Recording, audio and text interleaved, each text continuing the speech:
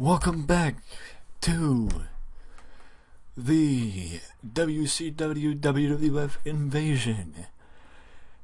And boy oh boy has it been too long.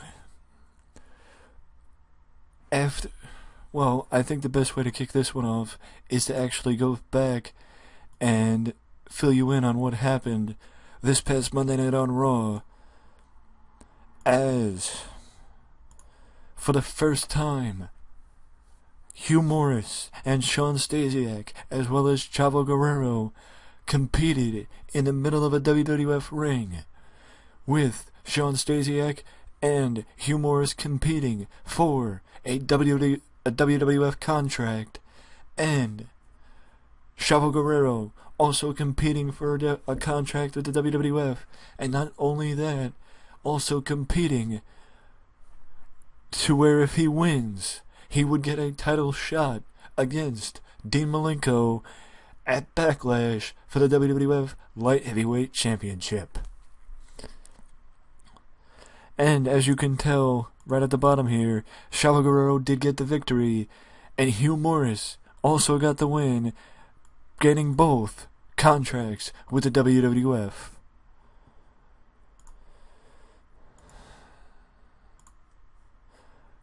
And other than that, nothing really big happened on the most recent episode of Raw, but that leaves for something big to happen tonight on SmackDown. So let's jump right in as we kick it off with the Good Father going up against Farouk, and, basically the point of this match is to give Right to Censor some momentum back after coming up short against the Acolytes at WrestleMania. I figured on, giving them something back this time around, and I'm not just saying that this is what they're going to get back, as RTC and the APA will be competing against one another in some form or fashion at Backlash. I just haven't decided yet if it will be another 6-man tag team match, or this time around maybe it'll just be a tag team match. I have about another week to think about it, so until then we'll have to wait and find out.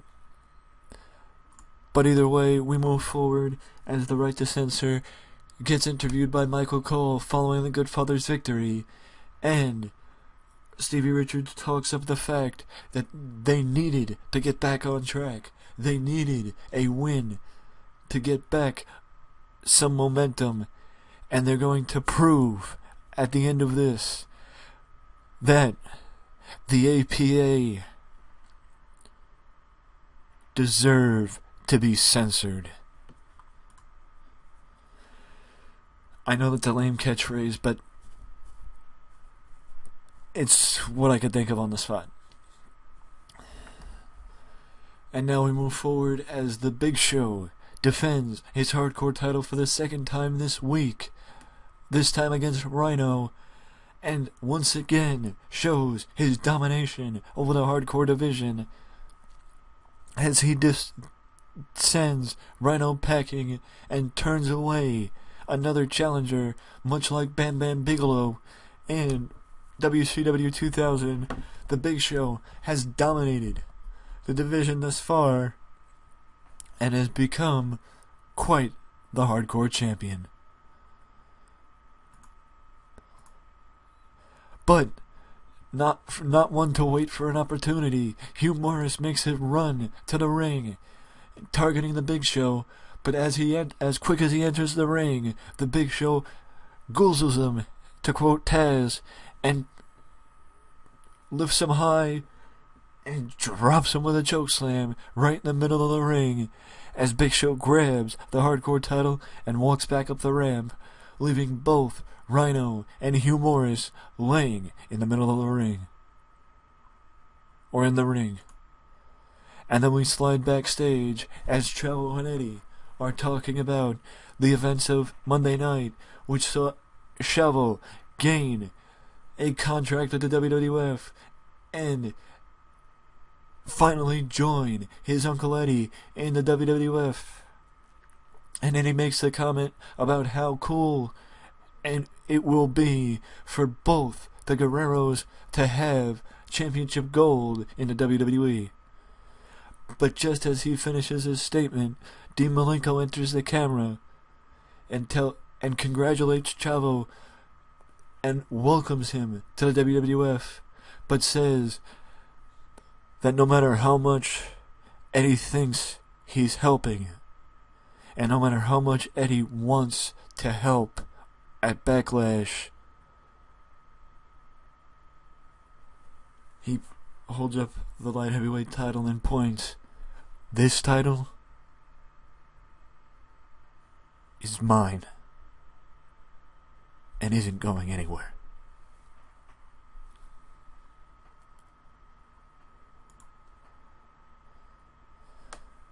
Speaking of Backlash, the number one contenders for the WWF Tag Team titles have been decided as the Dudley Boys defeat the Hardys and will move to challenge Edge and Christian at Backlash for the WWF Tag Team titles.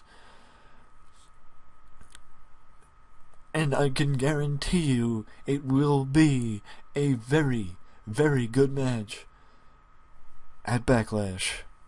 Or at least a somewhat good match, knowing this file.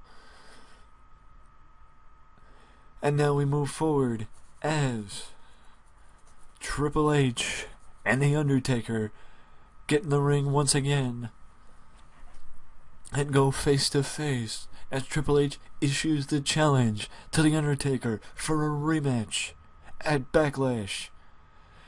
Hunter wants to prove that WrestleMania was nothing more than a fluke, and The Undertaker tells Triple H, "Boy, I wouldn't mind whipping your ass again."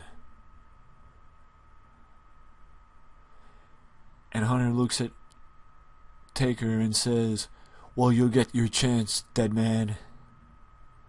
Last man standing."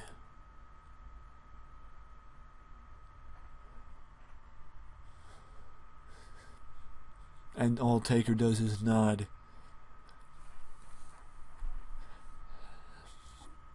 Nod along with Hunter. And that means that this time around, at Backlash, it will be The Undertaker versus Triple H in a last man standing match. Wow. I hope that will be a very good match, but who really knows? Either way, we move to the broadcast position as Jim Ross and Paul Heyman talk of the main event tonight, as The Undertaker is going to keep himself busy, as not only does he have Backlash to think about with the game, but he's facing the Olympic gold medalist tonight. That is Kurt Angle against The Undertaker in the main event of SmackDown here tonight. But we still got a little bit more of the show to go, as Lita gets the win back after losing to Ivory on Monday.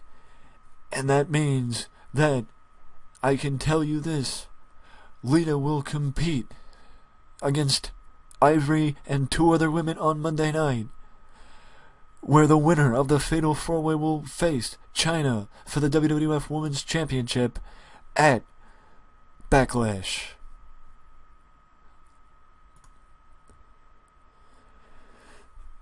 And now we move into the ring. Or we come back from the break, and the Rock's music plays. The Rock calls out Vince McMahon to the ring.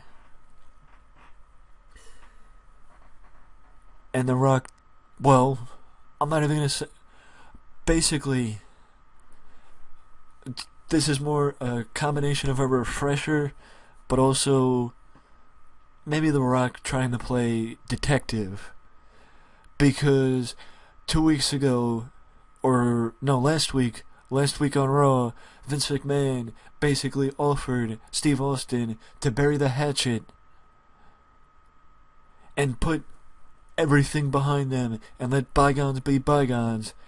And basically, Steve said, what Steve says. The Rock thinks that Vince has an ulterior motive to get Austin on his side, and The Rock doesn't trust Vince McMahon as far as he can throw him. The only problem is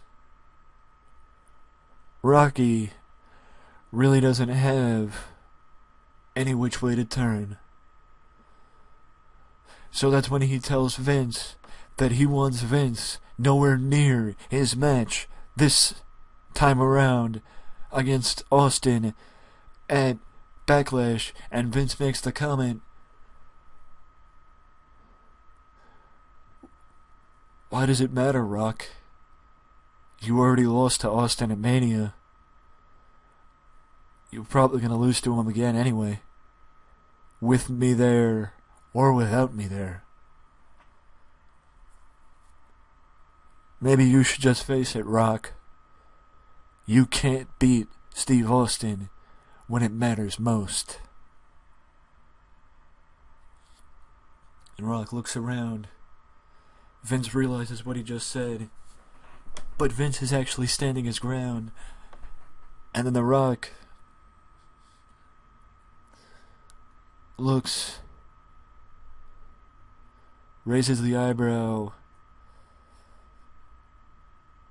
and Vince just suddenly realizes what he's doing, and Vince darts out of the ring, leaving The Rock to wallow in what Vince said. And the intrigue is building. Is The Rock right? Does Vince have an ulterior motive to have Austin bury the hatchet with Vince and put their past behind? Put their past in the past. Well, for that, you'll have to tune into Raw for the continuation, or the building, or the continued build for that. But either way, we move forward to another number one contendership match as Bob Holly gets number one contendership honors for an opportunity to face Eddie Guerrero at Backlash for the European title. And now we continue on in the broadcast as William Regal comes to the ring following a commercial break, and basically Regal talks up his injury and talks up how Dave Taylor stepped in valiantly to fend off that swine Chris Jericho. But now Regal is at full health and full capacity and is ready to take that Intercontinental title away from Chris Jericho and teach Jericho a lesson in respect.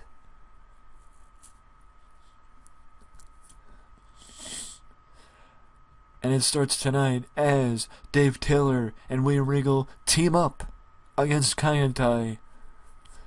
And Regal wins his first match back from his injury that kept him away from WrestleMania, and is also the reason why Chris Jericho faced Dave Taylor for the Intercontinental title at Mania and not William Regal. But I will say this, that William Regal is in fact facing Chris Jericho at Backlash for the Intercontinental title. And shockingly, me being sarcastic of course, Triple H makes his way down to the ring to join Jim Ross and Paul Heyman for color commentary for the main event of SmackDown between The Undertaker and Kurt Angle.